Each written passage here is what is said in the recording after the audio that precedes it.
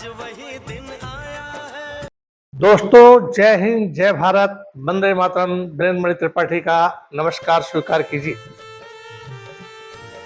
मैंने अभी तक 169 वीडियो बनाए हैं।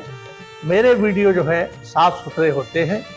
आज मैं उन 3 वीर सपूतों के बारे में वीडियो बनाने जा रहा हूं, जिन्होंने अपने जीवन का कोई बसंत देखा ही नहीं और 25-26 साल के अंदर में ही फांसी के फंदे पर कहते हुए मेरा रंग दे बसंती चोला, मेरा रंग दे बसंती चोला कह करके फांसी के फंदे को चूम लिया और लटक गए।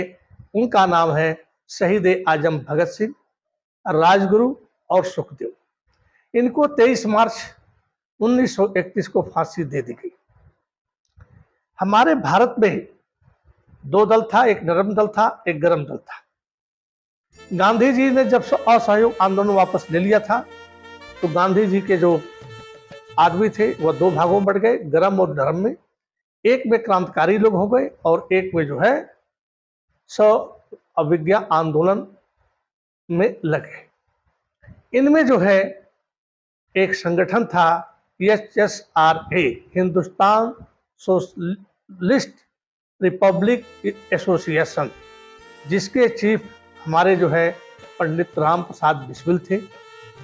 जब साइमन कमीशन भारत आया तो लाजपत राय ने उसका बहुत विरोध किया। अंग्रेजों ने इतने डंडे बरसाए कि उनकी पगड़ी के बावजूद भी सर फट गया और अस्पताल में उनकी मृत्यु हो गई। उस मृत्यु का बदला लेने के लिए 4 क्रांतिकारी नौजवानों को चुना गया, जिसमें चंद्रशेखर आजाद थे, भगत सिंह थे, सुखदेव थे और राजगुरु थे। इन चारों को चुना गया था। लाठीचार्ज का आदेश दिया था एसपी जो था जेम्स स्कॉट अमेडह्यू, इसका फोटो देखिए, और उसने लाठीचार्ज का आदेश दिया था। लेकिन घटनास्थल पर डिप्टी सुपरिटेंडेंट सैंडर्स था। अब जो है एडमेयर को उड़ा देना था गोलियों से। ये 4 लोगों को चुना गया, लेकिन गलती से एडमेयर नहीं आया और उसकी पहचान सटीक नहीं हो पाई और सैंडर्स आया और डिप्टी सुपरिटेंडेंट, और उसको भगत सिंह ने गोली मारी, लेकिन कोई सबूत नहीं मिला। सुखदेव भी थे, राजगुरु भी थे, सबकी ड्यूटी बांटी गई थी, कौन कहां पर होगा, कैसे घेरा जाएगा, और उसको बचना नहीं एडमेयर को, लेकिन सैंडर्स की हत्या हो गई। अंग्रेजों का जाल ऐसा था, खुफिया एजेंसी ऐसी थी कि लाहौर से लेकर के कन्याकुमारी तक आप यदि भागते हैं तब भी वो पकड़ लेते थे।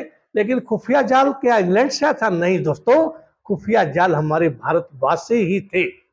मैं इस पर भी खुदीराम बोस के ऊपर वीडियो बनाया हूं, आप देख सकते हैं। तो हमारे भारतवासी ही थे। जब ये पकड़े गए, जिसमें चंद्रशेखर आजाद नहीं पकड़े गए थे, तो जब ये पकड़ लिए गए तो HSRA मतलब हिंदुस्तान सोशलिस्ट रिपब्लिक एसोसिएशन में साथ काम करने वाला जो खास था, उसका नाम था फणींद्रनाथ घोष। इसका फोटो दीजिए, स्केच का है। ये फांसी के फंदे से डर गया और इसने सारा राज उगल दिया कि कैसे हम लोग क्या किए थे। उसके बाद एक का नाम आता है जय गोपाल। उसके बाद तीसरे का नाम आता है हंसराज बोहरा।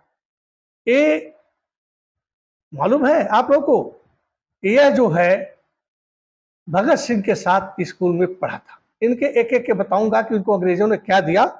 उसके बाद आते हैं सादी लाल, ये जज होते हैं, और एक होते हैं सुभाष सिंह, ये बड़े आदमी होते हैं। इन लोगों की वजह से भगत सिंह, सुखदेव और राजगुरु को फांसी हुई। सादी लाल एक जज थे, भगत सिंह के फांसी पर उन्होंने साइन किया था, क्योंकि ट्रिब्यूनल जज होते हैं, 3 जजों की बेंच होती है, जिसमें एक सादी लाल थे। उससे पहले सर आगा हैदर, उनका फोटो देखिए, सादी लाल का भी फोटो देखिए। सर आगा हैदर जब ट्रिब्यूनल में थे, इसको जो फांसी देने के लिए बात हुई, साइन करना था, तो आगा हैदर ने कहा कि मैं कोई कसाई नहीं हूं, और अपने पद से इस्तीफा दे दिए और उनकी जगह पर सादी लाल को लिया गया और सादी लाल ने दस्तखत कर दिया। और 23 मार्च 1931 को, 24 को फांसी होनी थी, 23 को रात को अंग्रेजों ने दे दिया।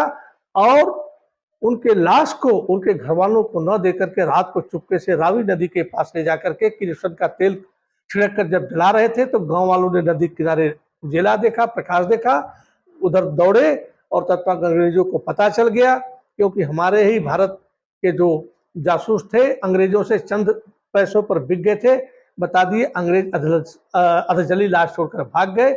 बाद में इनके अधजली लाश का ससम्मान इनका दाह संस्कार किया गया। अब देखिए फणींद्रनाथ घोष। फणींद्रनाथ घोष जो है वह बहुत नजदीकी, हर चीज के बारे में उसको पता था कि संगठन का मुख्यालय कहाँ है और क्या है, और इसने अंग्रेजों को बता दिया। और इसको बिहार में चंपारण के पास, बेतिया के पास 50 एकड़ जमीन अंग्रेजों ने इनाम में दी थी। लेकिन अभी बता दूं, साथ साथ में वीडियो लंबा हो जाता है, इनका बैकुंठनाथ एक इन्हीं का साथी था, इतना नाराज हुआ कि बेतिया में 9 सितंबर 1932 को धारदार हथियार से दिन दहाड़े काट दिया। ये सुनिए। उसके बाद जो मैंने जय गोपाल बताया था, इसको भी 20 एकड़ जमीन दी गई इनाम स्वरूप। हंसराज बोहरा, ये जो भगत सिंह का सहपाठी था, इसको इंग्लैंड भेज दिया गया इकोनॉमिक्स में पढ़ने के लिए, और ये इतना डर चुका था कि इंग्लैंड में ही रह गया और इसने इंग्लैंड में ही अपने प्राण 1981 में त्याग दिया।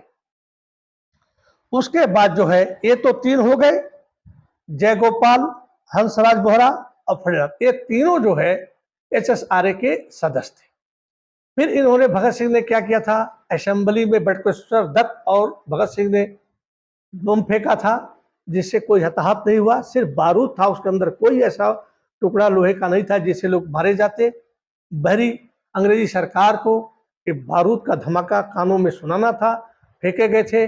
और उसमें एक थे उस जमाने के कोई बड़े आदमी, शोभा सिंह, उन्होंने कहा कि मेरे सामने ही भगत सिंह और बटुकेश्वर दत्त ने बम फेंका था। तो इनको जो है अंग्रेजों ने, इनकी खास गवाही, ये चशमदीद गवाह बने थे असेंबली, दिल्ली के असेंबली में बम फेंकने का। और इनको जो है मतलब कनाट प्लेस में एक बिल्डर थे, कनाट प्लेस में बहुत ज्यादा इनको जमीनें दी गई। आज उनका शोभा सिंह पब्लिक स्कूल है।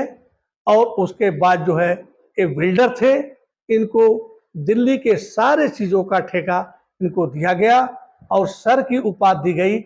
और ये जो है माने जाने जो पत्रकार खुशवंत सिंह का भी निधन हो गया है, उनका भी फोटो दिखा रहा हूं, उनके पिता थे।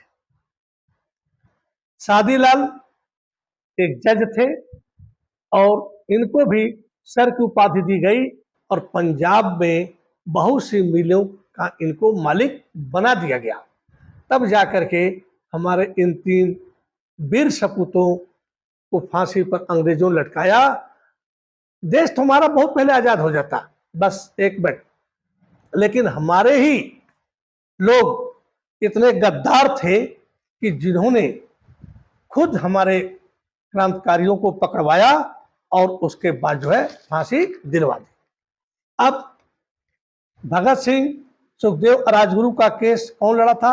एक मुस्लिम वकील थे, आसफ अली ने यह केस लड़ा था।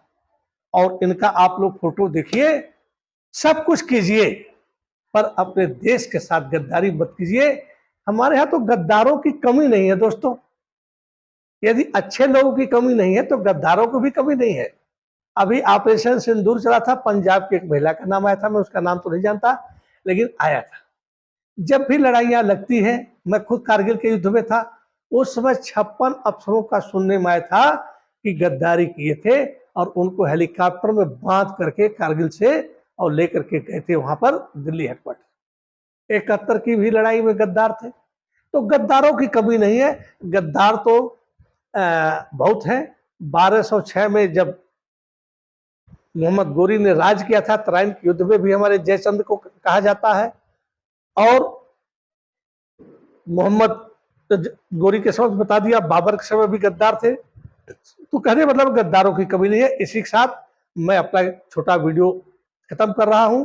पसंद आए तो लाइक, सब्सक्राइब और शेयर कीजिए। जय हिंद, जय भारत, वंदे मातरम। नरेंद्र मोदी पार्टी का पुनः नमस्कार। Thank you.